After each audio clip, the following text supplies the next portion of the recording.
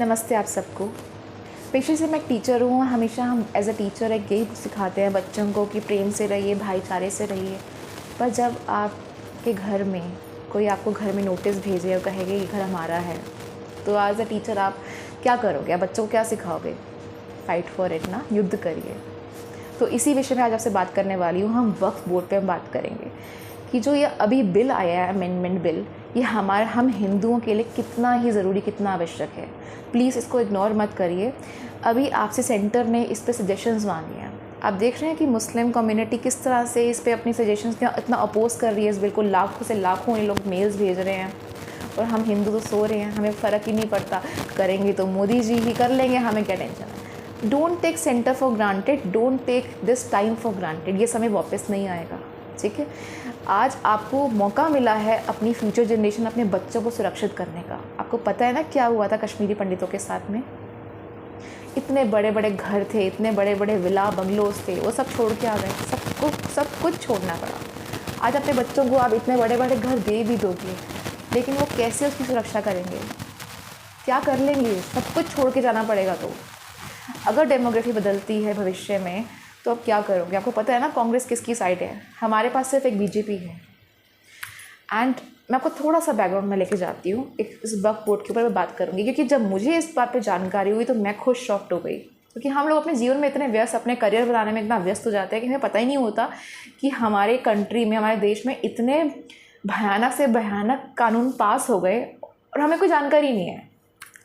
तो थोड़ी सी मैं आपको बताऊँगी। 1954 में ये बिल पास हुआ, फिर 1995 में इसको और ज़्यादा पावर दी गई। 2013 में इसको वो पावर्स दी गई कि ये किसी की प्रॉपर्टी पे हक जता सकता है और आप इसको सुप्रीम कोर्ट में भी चैलेंज नहीं कर सकते। अब आगे देखिए, मार्च 2014 लोकसभा इलेक्शन से पहले कांग्रेस ने दिल्ली की 123 prime properties Delhi Waqf board के नाम कर दी। ये ऐसा काला कानून है कि जिसने अभी तक हिंदुओं के हज़ारों एकड़ की प्रॉपर्टीज़ हड़प ली हैं। और हाल ही में ये देखिए, तमिल के 6 गांव पे उन्होंने अपना कब्जा जमा दिया, जिसमें एक 1500 साल पुराना एक मंदिर भी था। और अभी आपने देखा होगा ना न्यूज़ की, बिहार के भी गांव में उन्होंने क्लेम करा है। आप सोच रहे हैं हम तो हिंदू कम्युनिटी में रह रहे हैं, हमें क्या फ़र्क पड़ेगा? तो नेवर नो ना, आज आपको फ़र्क नहीं पड़ेगा।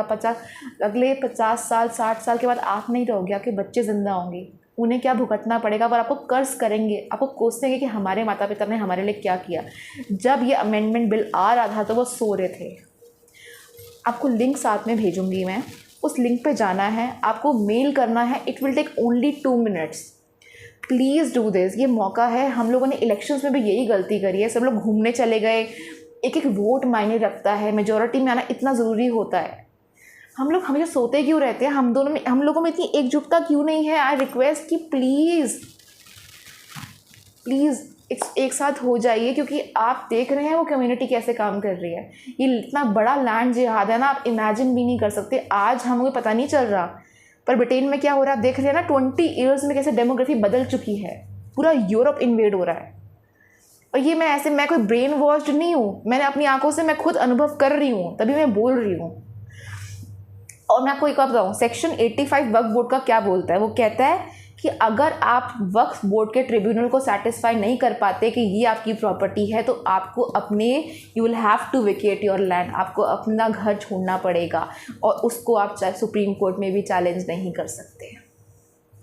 सेंटर ने आपसे आपकी सजेशंस मांगी है। वो ये देखना चाहता है कि सेंटर के साथ कितने लोग खड़े हैं। लाखों से लाखों करोड़ों ये मुस्लिम्स इसको अपोज करने में लगे हुए हैं। हमारे कम से कम यहाँ पे 50 crore, I believe 50 crore mail जाने चाहिए सेंटर को। प्लीज़ यार, प्लीज़ सोए मत रहिए। It's very important. मेरी विनती है आपसे कि इसको ना, इस मौके को चूकना मत।